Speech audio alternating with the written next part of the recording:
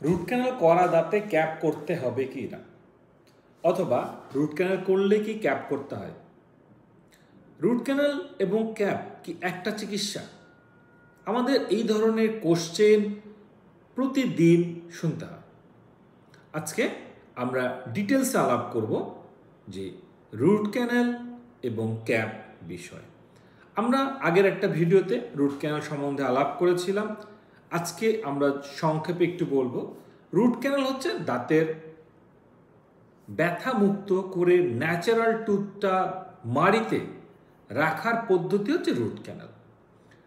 যেই কারণে ব্যথা হয়, যেই নার্ভটা থেকে ব্যথাটা হয়, সেই নার্ভটাকে রিমুভ করে ফেলা হয়, সেখানে আর্টিফিশিয়াল গাঁটা পারকা দেওয়া হয় এবং সেইটা দাঁতটাকে পুরোটা ইনার্ট এবং পুরোটাকে ক্লোজ করে ফেলে এবং এর উপরে পার্মানেন্ট ফিলিং করে দেওয়া হয়।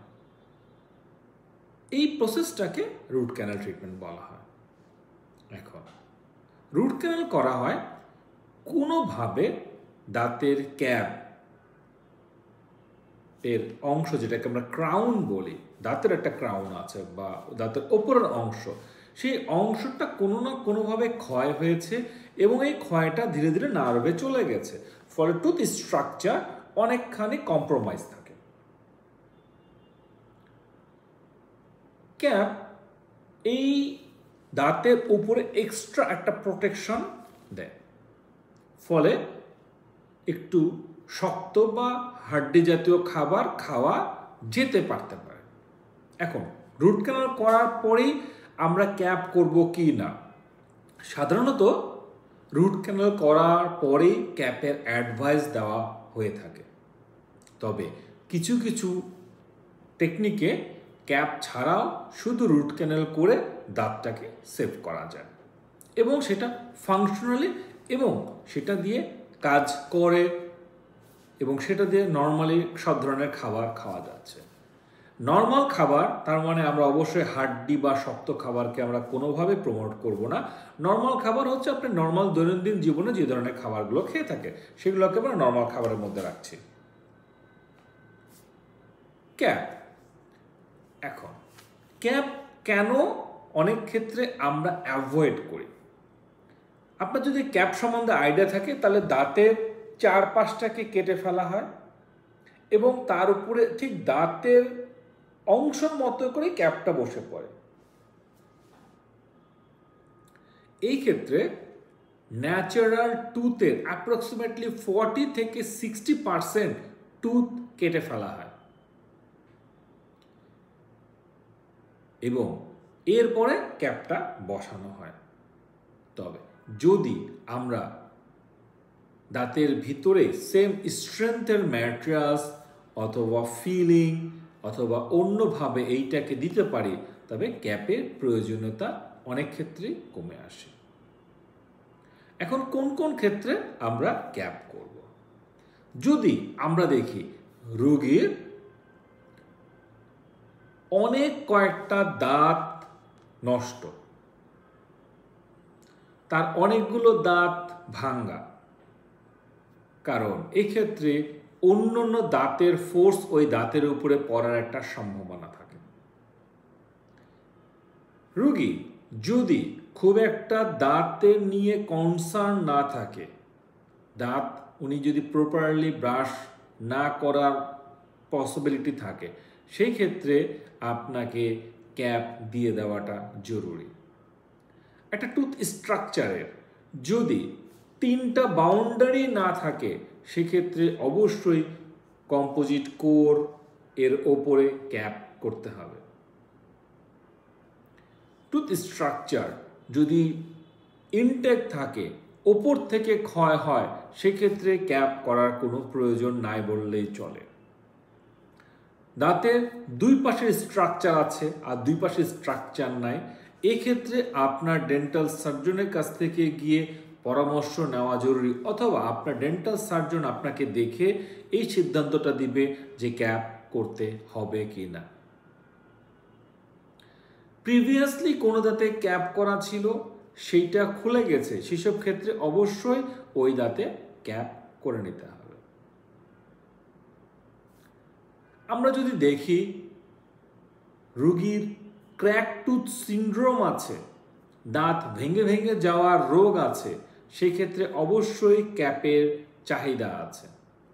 রোগীর যদি গ্রাইন্ডিং হ্যাবিট থাকে এবং ঘুমের মধ্যে দাঁত কিরমির করে, এই ধরনের রোগের ক্ষেত্রে ক্যাপ দেওয়াটা বেটার।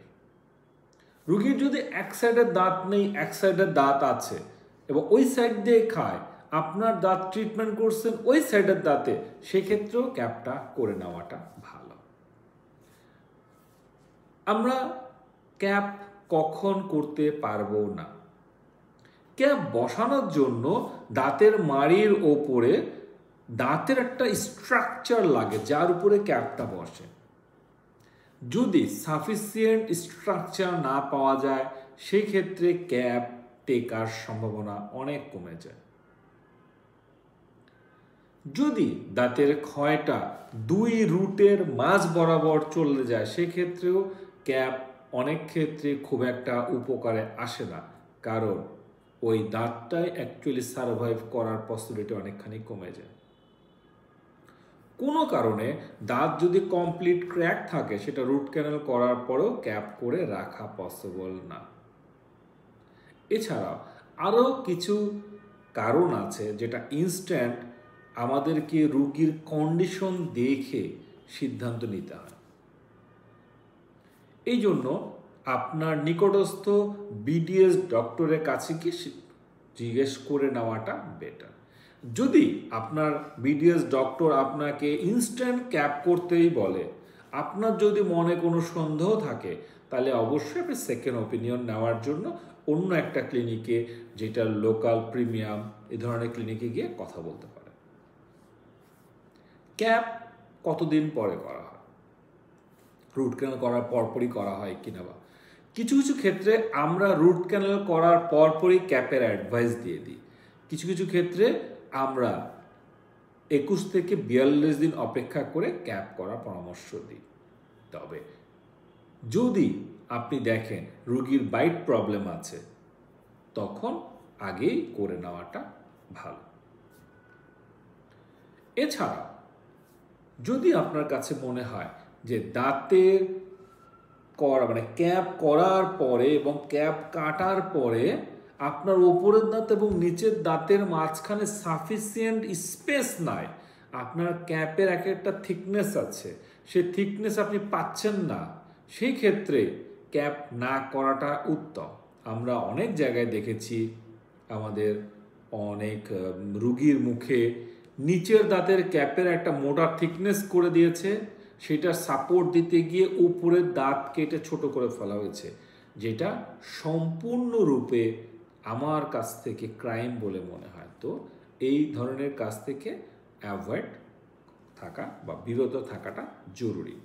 এছাড়া কিছু কিছু ক্ষেত্রে ডক্টর ইনস্ট্যান্ট সিদ্ধান্ত নিতে পারবে যে আপনাকে কখন কিভাবে ক্যাপ করতে হবে। ক্যাপের বিভিন্ন ক্যাটাগরি আছে, সেই ক্যাটাগরির এক একটা থিকনেস আছে, এক একটা ক্যাপ এক এক রকম। এই বিষয়ে বিশদ আরেকটা ভিডিওতে আমরা আলাপ করব। আজকে এ পর্যন্তই। ভালো থাকবেন।